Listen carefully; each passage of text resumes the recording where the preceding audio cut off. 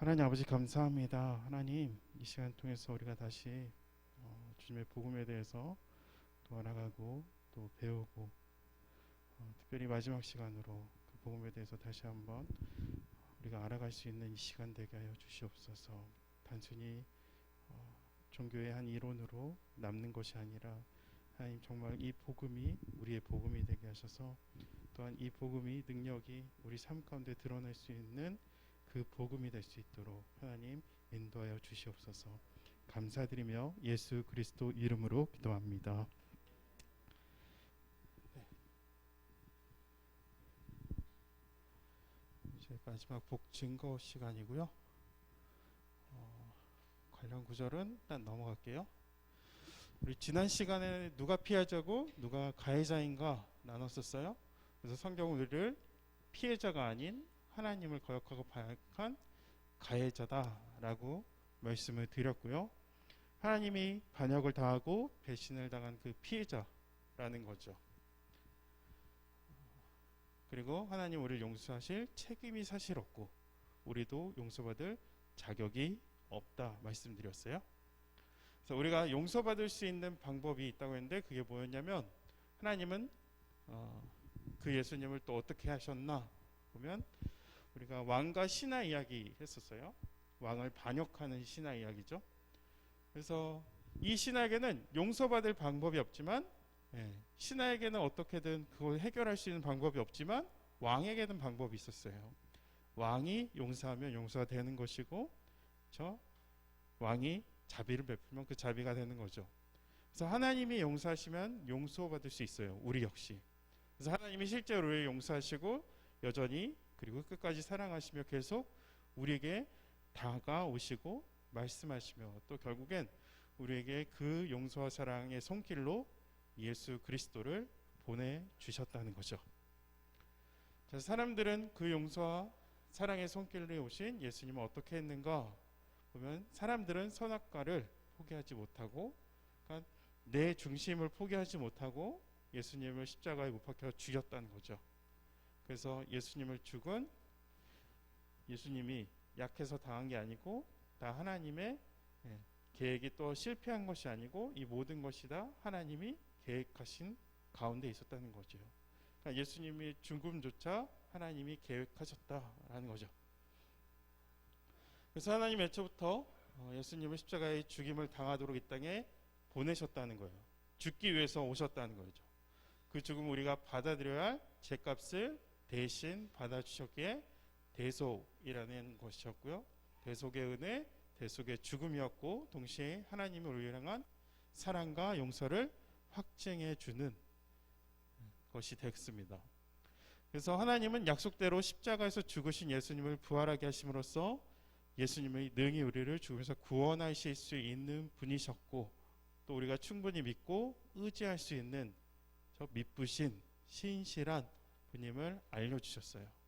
그리고 이것을 믿는 자마다 그 심령 가운데 성령 하나님이 친히 들어오셔서 우리를 자기 중심성이라는 죄로부터 해방시켜주고 하나님과 회복된 관계 속에 하나님 중심으로 하나님의 뜻을 하나님의 말씀을 진리를 따라 살 수 있도록 인도해 주신다라는 거죠.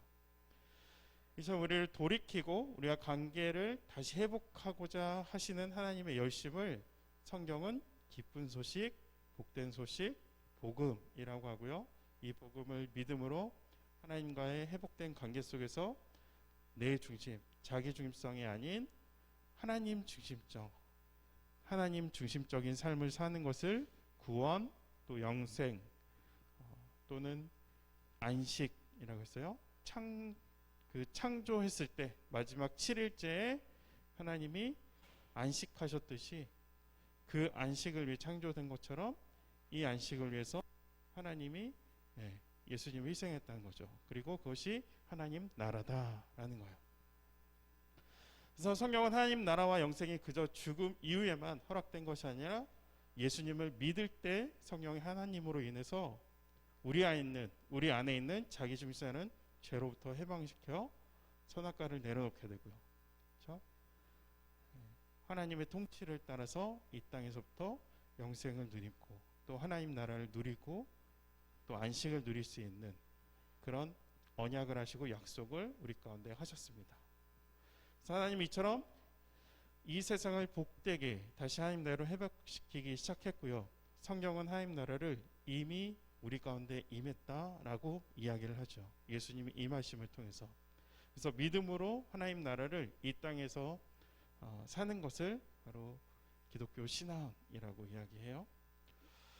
그럼 이 세상은 여전히 왜 문제가 있고 깨어져 있다고 했나? 지난 시간에 말씀드렸는데 이 세상이 여전히 깨어져 있어요. 하나님 나라가 임했는데도 불구하고 그 이유는 하나님 계획이 실패한 것이 아니라 아직 하나님의 계획이 끝나지 않았다. 하나님 계획은 진행 중에 있다. 그래서 하나님 나라가 보이지 않는 이유, 하나님 나라가 임했다고 했지만 여전히 이 세상은 아픔이 있고 힘듦이 있고 어려움이 있고, 그래서 하나님 나라가 보이지 않는 이유는 무엇인가 생각할 수 있다는 거죠. 과연 정말 하나님 나라가 이 땅에 임한 것인가? 성경은 예수님이 이 땅에 오심으로 하나님 나라가 임했다는 것을 알려주고 있어요. 그래서 예수님이 오셨기에 이미 하나님 나라는 시작되었고 그리고 완성될 것이라는 거죠. 그러므로 예수님은 하나님 나라를 땅에 심겨진 겨자씨와 같다라고 말씀을 하고 있습니다. 마태복음 13장 31절로 32절인데요. 같이 한번 읽어볼게요. 또 비유를 들어 이르시되 천국은 마치 사람이 자기 밭에 가지자 심은 겨자씨 하나를 같으니 이는 모든 씨보다 작은 것이로되 자란 후에는 풀보다 커서 나무가 되매 공중의 새들이 와서 그 가지에 깃드니라. 그러니까 겨자씨 하나이 엄청 작다는 표현을 하고 있는 거예요. 그러니까 우리가 볼 때 하나님 나라가 이 1mm, 2mm 정도의 작은 겨자씨 같다는 거죠. 그래서 이 세상에 심겨졌고 임했다, 하나님 나라가 임했다라고 하지만 보이지 않을 수 있다는 거죠. 지금처럼. 근데 보이지 않는다고 안 심겨진 게 아니라 바로 믿으라는 거예요. 하나님 말씀을 하셨고 성경에 말씀되어 있으니까 그것을 믿으라는 거죠. 그래서 하나님 나라는 이미 임했고 마지막 날이 되면 반드시 우리가 구하고도 남을 큰 영광스러운 나라로 임하게 될 것이니 믿음으로 그날을 붙잡고 그날을 보며 살아가야 된다라고 이야기하는 거예요. 자, 알곡과 가라지 비유가 있어요. 우리 같이 한번 읽어볼게요. 말씀. 예수께서 그들 앞에 또 비유를 들어 이르시되 천국은 좋은 씨를 제밭에 뿌린 사람 같으니 사람들이 잘 때에 그 원수가 와서 곡식 가운데 가라지를 덧뿌리고 갔더니 싹이 나고 결실할 때 가라지도 보이거늘 집 주인의 종들이 와서 말하되 주여 밭에 좋은 씨를 뿌리지 아니하였나이까 그런데 가라지가 어디서 생겼나이까 주인이 이르시되 원수가 이렇게 하였구나.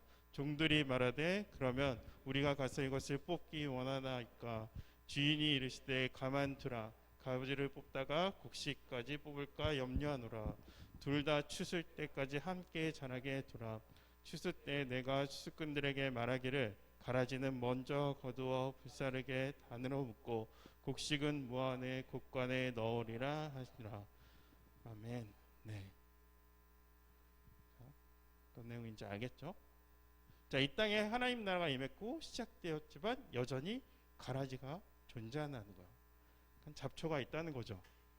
그러니까 이 말씀은 이 세상에 하나님 나라가 임했지만 여전히 하나님 나라를 방해하고 거스르는 방해 세력들이 있다는 거예요. 그래서 그리고 그렇기 때문에 세상이 이처럼 여전히 깨어져 있고 하나님 나라가 임하지 않았나? 라는 생각할 수 있다는 거죠. 그래서 예수님은 마지막 날에 되면 곡식과 가지를 구별하신다는 거예요. 즉 부활하신 예수님이 다시 오실 때 재림의 때가 되면 그날은 가라지를 모두 제거하고 심판하시고 알곡은 추수하여 영원한 하나님 나라에 들어가게 하신다는 거예요. 그래서 부활하신 예수님이 마지막 날 다시 오시는 날이 믿지 않는 자들에게는 고통과 심판의 날이 되는 것이고 믿는 자들에게는 기쁨과 구원의 날이 된다는 거죠. 그럼 보통 가라지를 뽑고요. 아까 종들이 얘기했죠. 가라지를 뽑으려 곡식만 남게 해주길 바래요. 그렇죠? 세상의 모든 죄악을 심판하시고 하루빨리 싹 다 악한 거 쓸어버리고 하나님께서 완성해 주길 바란다는 거죠. 그것이 마치 공의로운 하나님의 자신이라고 생각을 해요. 그러기에 악한 자들이 세상의 힘을 가지고 악의 팽배한 이 세상을 보며 하나님 정말 뭐 하시고 계시나? 하나님 정말 살아계시나? 정말 하나님이 그쵸? 계신가? 원망하고 불평하고 할 수 있다는 거죠. 그러나 이러한 생각은 하나님이 기뻐하지 않는 이기적인 마음이라는 거예요. 왜냐하면 하나님은 악인을 심판하는 것이 마땅함임에도 불구하고 악인을 심판하는 것을 기뻐하지 않으신다는 거예요. 이 부분에 대해서 좀 말씀을 드렸던 것 같은데 나주 하나님의 말이다. 악인이 죽은 것을 내가 조금이라도 기뻐하겠느냐? 오히려 악인이 자신의 모든 길에 돌이켜 사는 것을 내가 참으로 기뻐하지 않겠느냐? 그리고 또 하나님은 악인을 돌이켜 하나님께서 돌아오기를 천년을 하루같이 또 하루를 천년같이 그들이 돌아오길 바란다라고 말씀하셨어요. 베드로후서죠. 사랑하는 자들아 주께서는 하루가 천년 같고 천년이 하루 같다는 이 한 가지를 잊지 말라. 그러니까 이러한 말씀을 볼 때 이상이 여전히 깨져 있고 악인이 판을 뒤흔드는 이유는 하나님 나라가 임하지 않아서가 아니라 오히려 하나님께서 그들이 돌아오기를 기다리고 계시고 무엇보다도 그 기다려 주시는 그 은혜로 우리가 구원을 받았다는 거죠. 그래서 하나님의 나라는 아직 끝나지 않는 계획이 있어요. 하나님은 계속해서 마냥 기다리고 계시는 건가? 그렇죠? 하나님은 죄인이 돌아오고 이상이 회복되도록 일하고 계세요. 말씀드렸듯이 하나님께서 아직 끝나지 않은 남은 계획이 있어요. 특별히 하나님은 먼저 믿고 구원 받은 자들을 이 세상에 남겨두셨어요. 그래서 먼저 믿는 그들을 믿지 않는 자들에게 보내신다는 거죠. 그래서 보내셔서 그들이 믿지 않는 자들이 돌아오는 것, 이것이 하나님의 계획하심이라는 거예요. 그렇죠? 하나님의 죄인이 돌아오고 이 세상이 회복되도록 일을 하신다는 거예요. 하나님께서는 다 계획이 있으시고요. 하나님은 특별히 먼저 구원받은 자들이 이 세상을 남겨두셨고 그 믿지 않는 자분에서 그들을 돌아오게 하는 것. 그렇죠? 이렇게 믿었다면은 저렇게 어그러진 세상을 향해서 나갈 수 있어야 된다는 거예요. 그래서 그런 자들을 성경에는 증인이라고 이야기를 해요. 그래서 예수께서 말씀 읽을게요. 예수께서 나와 말씀하여 이르시되 땅의 모든 것을 내게 주셨으니 그러므로 너희는 모든 민족을 제자로 삼아 아버지와 아내가 성령의 이름으로 가서 세례를 베풀고 내가 너에게 분부한 모든 것을 가르쳐 지키게 하라. 볼지어다 내가 세상 끝날까지 너희와 항상 함께 있으리라. 오직 성령이 너에게 임하시면 너희가 권능을 받고 예루살렘과 온 유대와 사마리아와 땅끝까지로 내 증인이 되리라. 그럼 예수께서 말씀하시되 하늘 땅의 모든 권세를 내게 예수님한테 주셨어요. 근데 성령이 임하시면 너에게 권능이 임한대요. 그러니까 하늘 땅의 모든 권세가 이 권능 가운데 들어간다는 거죠. 성령이 임하셨을 때. 그러니까 우리도 하늘 땅의 모든 권세를 성령을 받았을 때 받을 수 있어서 결국 증인의 삶을 살 수 있게 된다는 거예요. 그래서 예수님은 제자들이 어떤 존재로 이 땅에 남겨주신가? 바로 증인이고요. 증인은 어떻게 하는가? 가서 모든 민족을 제자 삼아 세례를 베풀고 내가 분부한 모든 것을 가르쳐 지키게 하는 것, 그것을 한다는 거죠.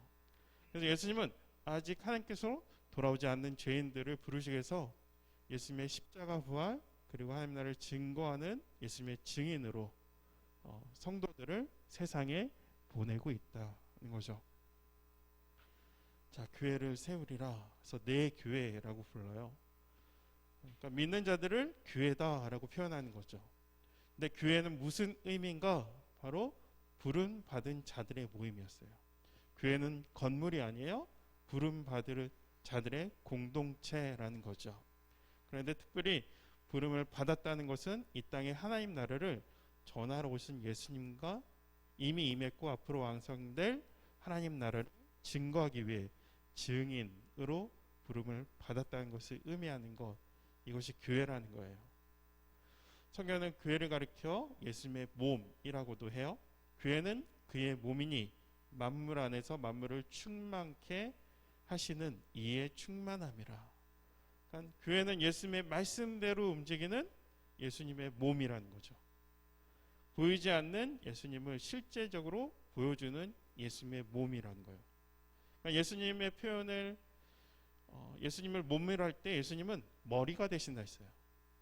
그러니까 예수님의 머리가 되시고, 우리가 몸이라는 거죠. 하나님께서 만물을 충만케 하시는 하나님 나라의 회복의 도구가 교회라는 것이고 예수님의 몸이라는 거죠.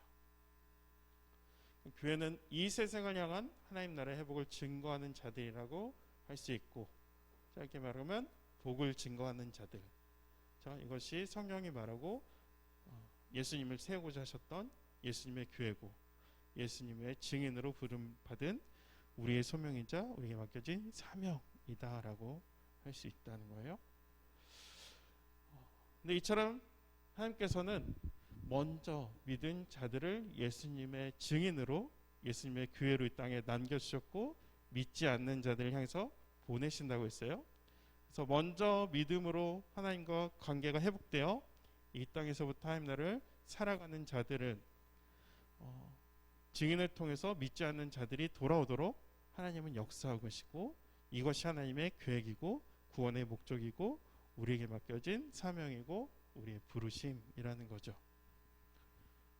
내가 구원받은 이유는 누군가를 구원하기 위해서 그런 구원의 도구로 세워졌다라고 생각할 수 있다는 거예요.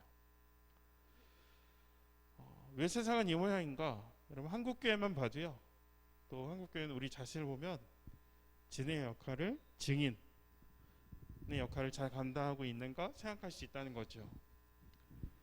근데 이 문제는 오늘 우리만의 문제가 아니었어요. 과거 교회사를 보면요, 어느 시대든 교회는 항상 그런 부족한 모습이 있는 것도 사실이죠. 물론 능력이 있었던 때도 사실이고 부족한 모습이 있는 것도 사실이에요.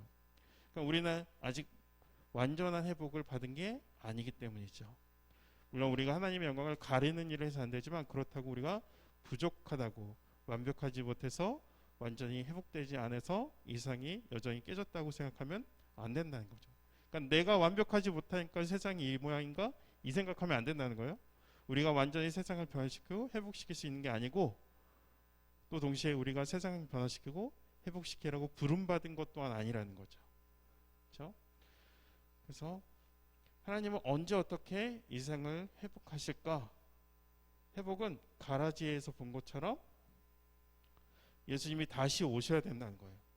이 세상의 모든 죄악을 심판하실 때 모든 회복이 이루어진다는 거죠. 완벽한 회복이. 그래서 예수님은 지금 부활하시고 승천하셔서 하나님 우편에 앉아 계세요. 그래서 아직 믿지 않고 하나님 떠나 있는 자들이 돌아오기를 하루를 천년같이, 또 천년을 하루같이 기다리고 계세요. 예수님 믿고 하나님 나라를 살아가는 예수님의 증인이자 예수님의 교회의 노예를 통해서 믿지 않는 자들이 돌아오도록 지금도 계속해서 부르시고 역사하시는 거죠. 이 계획의 완성의 마지막 날에 승천하신 예수님께서 다시 이 땅에 임하실 때 모든 죄악을 심판하심으로 이루어지는 일이라는 거죠. 그때가 회복의 날이는 거예요. 그러니까 우리가 예수님은 언제 다시 오실지 알 수 없어요. 그러니까 이 날이 분명히 있는데 언제 오실지 알 수 없어요. 그날은 하나님만 알고 계시다는 거죠. 사람이 절대 알 수 없는 거예요. 그러니까 누가 하나님 오신다고 이야기하면 다 거짓으로 이야기하면 되는 거예요. 하나님만 아시겠다는 거죠. 그리고 그날은, 그 오심은 성경이 표현할 때 모두가 다 안다고 그랬어요. 그러니까 누가 한 사람에게만 말씀해줘서 그날에 임하게 될까, 이게 아니라는 거죠. 이단이라는 거예요, 결국. 그러니까 언젠가 반드시 다시 오실 그때 이 세상의 모든 죄악들은 심판을 받고 소멸되며 이 땅에 완전하고 충명한 영원한 하나님 나라가 이루어지게 됩니다. 그리고 그것을 믿고 기다리며 증인으로 교회로 부름받아 살아가는 자들이 그 완전하고 충만하고 영원한 나라, 천국, 영생, 그 창조했을 때 안식에 들어가게 된다라는 거죠. 예수님이 다시 오실 때가 알 수 없지만 그때가 임하면 우리는 안식에 들어갈 수 있고 하나님 나라를 영원하게 살 수 있다는 거죠. 이게 하나님의 계획이었어요. 여기까지가 성경이 말하는 어떻게 보면 정말 총체적인 복음이죠.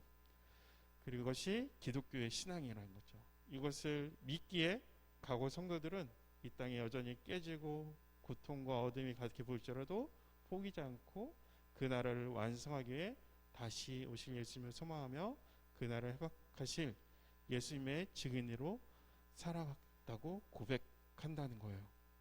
그렇게 예수님이 다시 올 것을 분명한 믿음으로 그 나라를 이 땅에서부터 성도들은 살아내고 그렇게 살아내왔다는 역사가 있다는 거죠.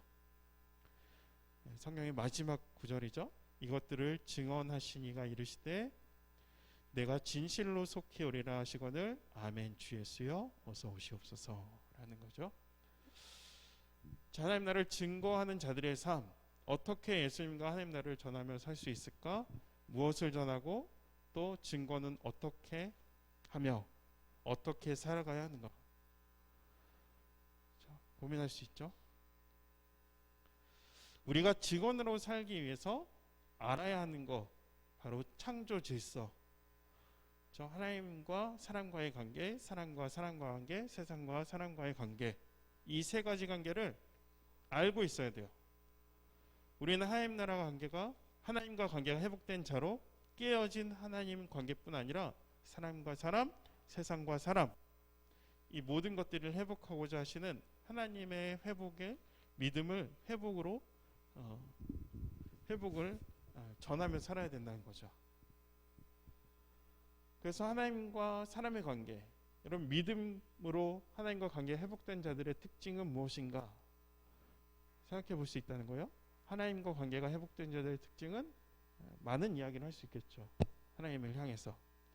근데 무엇보다도 세상에 보지 못하고 알지 못하는 그 하나님을 예배하는 거예요. 여러분 예배에 대해서 많은 표현과 가르침을 줄 수 있어요. 근데 우선 예배란 하나님을 향한 믿음의 어떤 고백을 할 수 있는 거예요. 쉽게 예배는 드리는 것, 그렇죠? 예배는 드리는 것. 무엇을 드리는가? 바로 믿음의 고백을 드리는 거예요. 하나님은 유일하신 하나님이고 나의 구원주, 구원자이시고 또 나의 주님이시며 더 나아가 온 세상의 모든 만물을 창조하신 창조주이심을 고백하는 거예요. 또 선악과를 내가 결정한 것을 내려놓고 그 주권을 돌려드려 하는 것, 그것이 예배의 핵심이라는 거죠. 예배는 하나님과 관계가 회복되진 그 자들만 드릴 수 있는 특권이고요, 하나님 관계가 회복된 자가 자라는 증거가 되는 것이 예배이기도 해요. 내가 예배를 드린다는 것, 나와 하나님 관계가 회복되었기 때문에 예배를 드릴 수 있다는 거예요.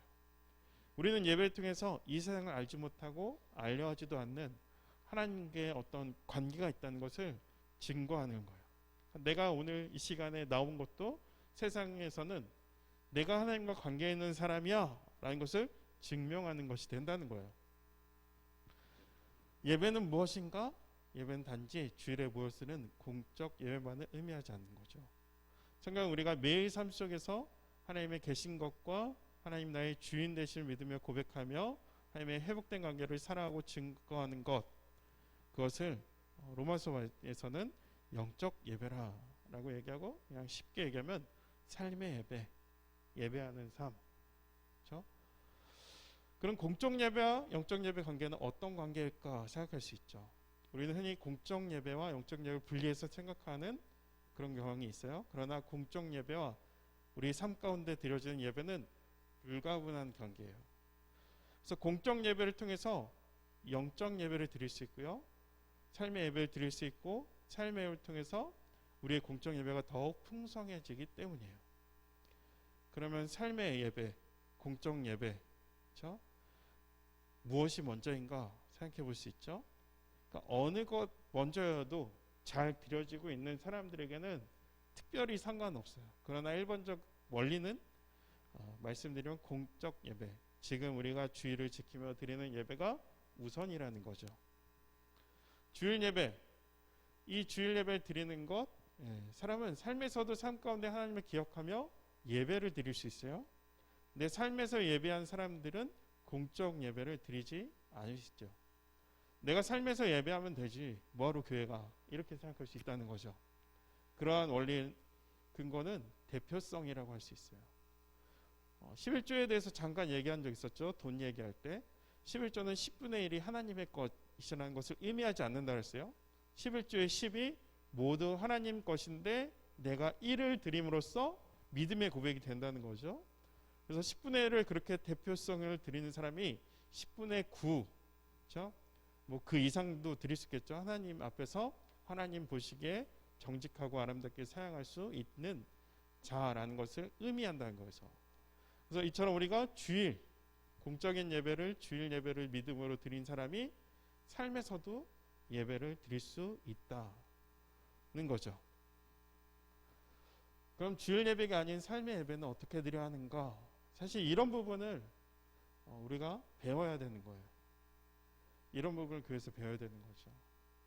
단순히 내가 등교하기 전에 말씀 한 장 보는 거, 숙제하기 전에 기도하는 거, 숙제하고 공부하기 전에 뭐 말씀 한 장 보는 거, 이것이 삶의 예배인가? 그렇죠. 생각할 수 있죠. 저는 그런 줄 알았어요. 여러분 할 때. 이런 것을 배우는 시가 여러분 시기에 배우는 내용 중 하나가 돼야 돼요. 그렇죠? 근데 단순히 이야기하면, 답만 딱 이야기하면, 여러분 학생에게 삶의 예배는 공부예요. 공부를 열심히 하는 거. 그렇죠? 결과를 떠나서 부모님께 순종하는 거. 부모님께 순종해야 하나님의 순종함이 연결되거든요. 그렇기 때문에 공부하고 부모님 말씀에 순종하는 거, 쉽게 답만 얘기하면 그런 거예요. 제가 이 부분을 지금 나누는 게 아니기 때문에 10대의 삶의 예배는 일단은 크게는 이렇게 나눠진다라고 보면 돼요. 사람과 사람과 관계가 있죠. 하나님과 관계가 회복된 예배자들은 사람과 사람과 관계 속에서도 어떻게 회복을 증거하며 살아가야 되는가. 그렇죠? 하나님과 관계 회복된 예배자들은 무엇보다도 자기 중성을 본성으로 당연한 본능으로 여기는 것이 아니라 내가 죄인임을 인정하고 죄와 싸움을 시작해요. 그래서 내 규진이 되고 내 중심이 되고 나만 생각하려는 그 이기심과 탐심을 버리고 내 이익과 편리와 성공을 위해 남을 이용하고 짓밟고 외면하고 누군가를 이겨야지만, 내가 올라가야지만, 짓밟고 올라가야지만 하는 것이 아니라 내가 손해보고 내가 불편해지더라도, 내가 조금 얻지 못하더라도, 내가 지더라도 하나님 따라 상대의 유익을 먼저 생각하고 섬김과 그 마음의 자세로 예수님처럼 희생하고 용서하고 사랑하기 위해서 살아가려 한다는 거죠. 그렇게 하나님 나라를 믿음으로 살아가는 자를 통해서 사람과 사람과의 관계를 회복시키는 그 하나님 나라가 증거된다라는 거예요. 교회가 영향력을 잃어버린 이유가 있죠. 예수님을 통해 예배를 통해 선악과를 드리지 못하고요. 내가 하나님께 뭘 받으려고 해요. 그렇죠? 하나님을 믿는다는 빙자를 통해서 내가 무언가를 얻기 위해, 그렇죠? 내가 이만큼 11조 하면은 하나님 이만큼 나에게 더 주세요. 이런 생각들, 그런 것을 얻기 하려고 예배는 빠지지 않고 기도 열심히 하고 봉사도 하고 하는데 실상은 세상보다 더 욕심이 많고 고집센 사람들이 있다는 거죠. 이런 풍자한 모습들이 굉장히 많죠. 영화나 드라마나. 그렇죠? 그러니까 우리가 온전한 예배를 드리기 시작할 때, 즉 예수님은 믿음으로 선악과를 내려놓고 주님의 말씀을 붙들 때 하나님은 우리 안에서 역사하시고 선악의 주인이 되셔서 우리가 이웃을 사랑하고 원수를 사랑에 힘쓰며 사랑과 관계를 회복하는 증인으로 또 교회로 살아가게 하세요. 결국 우리를 통해서 그 나라를 통해 그 나라의 회복을 증거하는 거죠.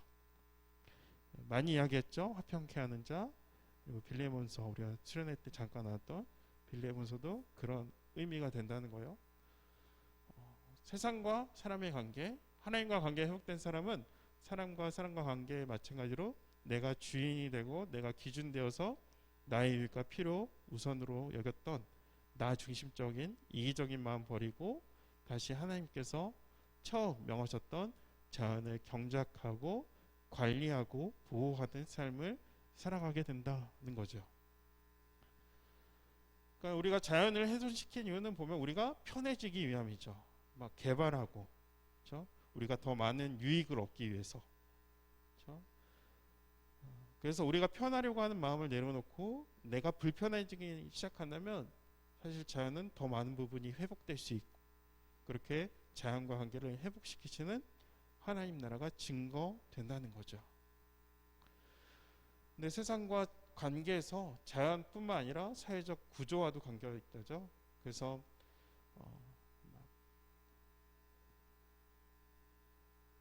소외되고 결핍된 단절이 된 이들에게 도움이 필요한 자들이 먼저 도움이 필요한 그런 자들을 생각하고 어떻게 해서든지 함께 살아갈 수 있는 세상을 세워가는 일에 앞장서게 된다는 거예요. 그래서 세상과 관계를 회복하시는 그 하나님 나라를 증거하는 것, 그 부분이 된다는 거예요. 하나님 나라를 살아가려고 증거하기 위해서 필요한 것은 바로 믿음이라는 거죠. 증인으로 살아가는 것이 결코 쉽지 않다는 거예요. 그러면 어떻게 우리가 증인이 되어서 살아갈 수 있는가? 바로 믿음이 필요하다는 거예요. 그러니까 이 믿음에는 반드시 알아야 할 믿음의 내용들이 있어요. 최종적인 어떤 그 믿음의 내용들이 정리가 되는 거예요. 여태까지 했던 것, 하나님 나라가 임했다라는 거예요. 겨자씨 비유를 말씀드렸듯이 하나님 나라는 이미 시작됐어요. 그러니까 아무리 겨자씨처럼 보이지 않더라도 하나님 나라는 이미 시작돼서 하나님이 이 세상을 다스리고 회복하실 것을 믿는다. 하나님 계시다. 하나님 나라가 임하실 것이고 완벽한 회복이 있다. 이것을 믿는 거죠. 우리는 이 세상을 회복시킬 수 없는 존재다. 하나님만이 회복할 수 있다. 이 내용이에요. 예수님이 다시 오신다.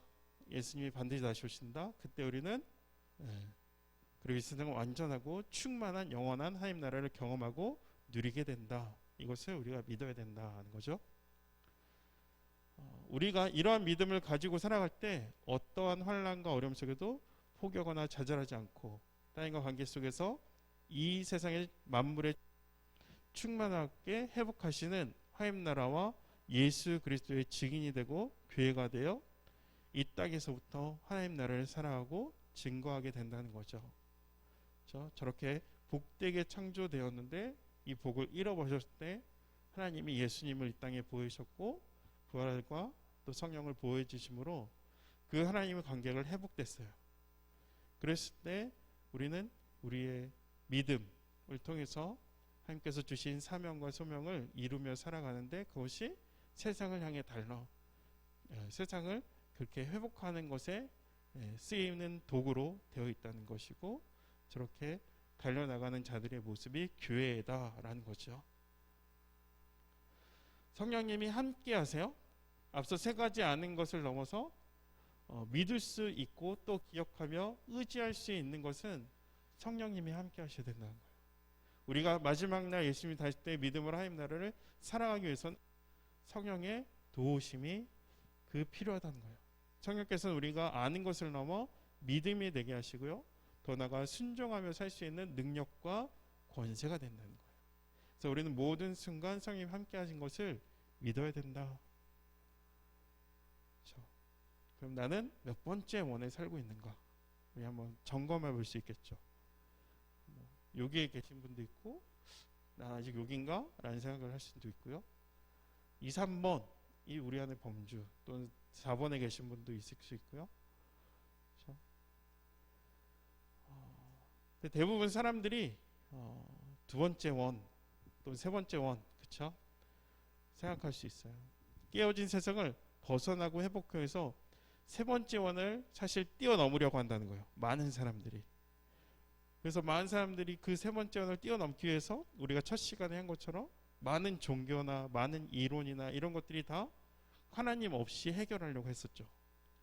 하나님의 신뢰함 없이 내 힘으로 세상을 회복하려고 한다는 거예요. 그래서 하나님과 관계가 회복되지 않는 자들이 세상을 회복하려 한들 그들이 해결되지 않는 나의 중심성이라는 제로엔의 회복이 불가능하다는 거예요. 그러는 농에서 어떤 좋은 환경과 조금 시스템, 조금 나아질 수는 있어요. 근데 완벽하게 세상을 회복할 수 없다는 거죠. 그래서 그냥 이런 하나님의 은혜 없이 우리가 뭔가 복을 이루고 다시 회복하게 하는 모든 일들은 시도는 좋지만 불가능한 일이다 라는 거예요. 그래서 세상의 회복은 우리가 할 수 있는 게 아닙니다. 우리가 할 수 있다 생각하는 것은 선악과를 먹은 인간이 교만일 뿐이라는 거예요. 내가 할 수 있다 하는 것은 내가 결정하는 거죠. 나의 소견을 따라서 내가 회복할 수 있는 거 아니야? 생각한다는 거죠. 그래서 세상을 회복할 수 있는 건 하나님밖에 없고요. 우리가 예수님을 믿는다면 돈이 없어도 어려움이 해결되지 않더라도 좀 힘든 일이 있어도 내 중심적이라는 이 죄로부터 해방되어 성령의 인도하심을 따라 하나님과의 관계가 회복된 관계 속에서 하나님으로 인해 자족하고 기뻐하며 회복의 증인으로 살아갈 수 있다는 거예요. 그럼 우리는 마지막 날에 예수님이 다시 올 때 그 회복의 완성을 보게 되고요. 회복의 완성에 들어가 온전하고 완전한 그 안식 회복을 누릴 수 있게 된다는 거죠. 이게 마지막일 것 같아요. 그래서 이렇게 순차적으로 가야지 된다는 거예요.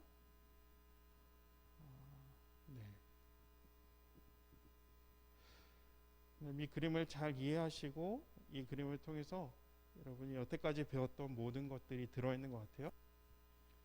하나님 복되게 창조하셨고 모든 것이 형통했고 모든 것이 순조롭게 진행됐다는 거죠.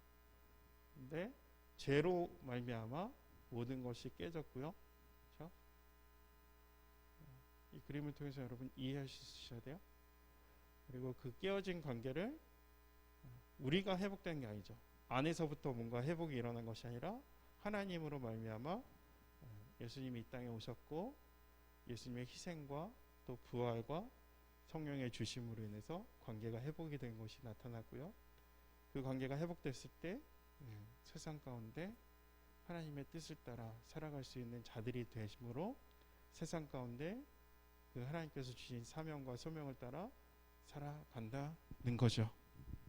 이것이 여태까지 4주 동안 5주 동안 창조를 2번 했으니까 2주 했었으니까 5주 동안 여러분에게 들려드렸던 복음이었습니다.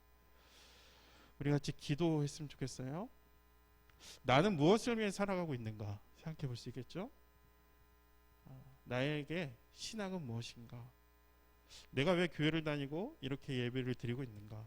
내가 이 자리에 왜 나왔나? 이 생각하면 되겠죠? 하나님 믿는 것은 무엇을 의미하는가? 나한테 하나님 믿는다는 건 어떤 의미가 있는가?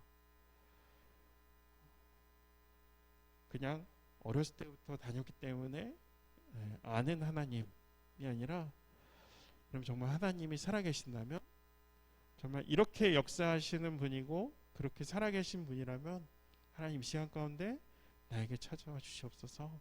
그 마음의 소망이 있었으면 좋겠고요. 그래서 그 마음을 들여서 이런 기도 제목으로 우리가 기도를 했으면 좋겠어요. 우리의 신앙이 나의 필요와 마음의 위로를 위한 종교가 되지 않게 하시고 환난과 고통 앞에서 하나님의 계획을 외면하지 않으며 이 세상을 향한 하나님의 계획이 반드시 이루어질 것을 믿음으로 하나님 계획 가운데 하나님 내가 살아나가기 원합니다. 또 하나님 나라 그 겨자씨에 같은 눈에 보이지 않아도 저에게 그 나라를 볼 수 있는 믿음을 주시고 그 나라를 소망하며 끝까지 주의 말씀을 붙들고 성령과 함께 그 하나님 나라를 사랑하고 회복을 증거하는 예수님의 증인, 예수님의 교회로 하나님 살게 하소서라는 믿음의 고백을 드리는 기도를 시간에 잠깐 했으면 좋겠습니다. 이 시간에 이렇게 기도를 하셔도 되고 아니면 하나님 나 잘 모르겠다 그러면 그 하나님 나에게 나타내 주시옵소서. 그러면 이런 기도를 하셔도 됩니다. 그러니까 이 시간에 잠깐 기도를 하겠습니다. 우리 같이 기도하겠습니다. 하나님 아버지 감사합니다. 하나님 이 시간을 통해서 우리가 긴 시간 동안 하나님 복음에 대해서 하나님 나눴습니다. 하나님 우리에게 신앙이 무엇이고 우리가 무엇을 믿고 우리가 어떻게 살아가야 되는지를 하나님 알게 하시니 하나님 특별히 이것들이 단순히 종교적인 이론이 되게 하지 않게 하시고 하나님 이것들이 단순히 하나님의 뜻을 그냥 알아가는 하나님 하나의 이론이 되지 않게 하시고 이것이 나의 복음이 되게 하시고 하나님의 복음이 나의 복음이 되게 하시고 하나님 뜻이 나의 하나님이 알게 되심으로 내 삶 가운데 그 뜻이 이루어지기를 소망하며 살아갈 수 있는 증인의 삶을 살 수 있도록 하나님 이 시간 가운데 우리를 인도하여 주시옵소서. 우리가 그 하나님을 믿으며 살기 원합니다. 우리가 하나님을 온전히 믿으며 살아가기 원합니다. 우리가 하나님 뜻 가운데 거하게 하여 주시옵시고 우리가 하나님 가운데 드러날 수 있는 그런 하나님의 뜻을 살 수 있도록 하나님 이 시간 가운데 인도하여 주시옵소서. 하나님 우리가 이 시간 가운데 그 하나님을 더욱더 알아가든 소망하며 살아가기 원합니다. 하나님 언제라도 우리에게 나타나시고 알게 하시고 하나님의 살아계심을 다시 한번 깨달아 알 수 있는 그 시간들을 하나님 허락하여 주시옵소서. 하나님 아버지, 오늘은 하나님 나라의 복음이란 주제의 마지막 회복을 증거하다라는 제목으로 우리가 말씀을 나눴습니다. 이 시간 예배하는 모두가 하나님 나라가 이미 이 땅 가운데 임했고 다시 오심으로 인해 반드시 완성될 것을 믿을 수 있도록 우리 가운데 믿음을 허락하여 주시옵소서. 그러므로 우리가 그냥 교회만 다니고 나의 필요를 구하고 하는 종교인들이 아니라 하나님 나라를 믿음으로 살아가고 증거하는 하나님 나라, 하나님 백성이 되게 하여 주시옵소서. 특별히 하나님과 관계가 회복된 자로서 하나님 예배하기를 쉬지 않고 기쁨으로 예배하는 자들이 되게 하여 주시고 삶 가운데서도 하나님을 신뢰하고 사랑하며 순종함으로 하나님과 동행하는 하나님의 백성, 하나님의 형상을 닮은 자, 삶의 예배자들이 다 될 수 있게 인도하여 주시옵소서. 또한 하나님 관계가 회복된 자로서 사람과 관계를 회복하는 자 되게 원합니다. 화평케 하는 자 되게 원합니다. 더 이상 나의 유익과 필요로 서로를 이용하고 짓밟고 외면하는 것이 아니라 서로의 유익을 생각하고 베풀고 섬기고 희생하고 용서함으로 누군가를 세워주고 누군가를 먹이는 그렇게 화목된 관계를 경험하고 증거하는 이 땅의 증인이 될수록 인도하여 주시옵소서. 또한 세상의 관계에서도 자연 만물을 보호하기 위해 우리의 불편함을 택하고 편리와 어떤 이익과 유익보다 소외되고 힘없고 약한 자들을 도우며 더불어 살아가는 이 세상을 세울 수가 수 있도록 하나님 인도하여 주시고 또한 그 일에 우리의 삶을 준비하는 자들 되게 하여 주시옵소서. 그렇게 깨지고 망가지고 소망 없는 이 세상에서 소망과 회복을 증거하는 예수님의 증거로 또 증인으로 예수님의 몸된 교회로서 만물을 충만케 하시는 그 하나님 나라를 살아가고 증거하기 원합니다. 이를 위해 우리를 부르시고 구원하시며 우리의 함께 하심을 믿습니다. 내가 부족하고 자격 없는 저이지만 주님의 뜻을 이루시고 주의 나라를 살게 하여 주시옵소서.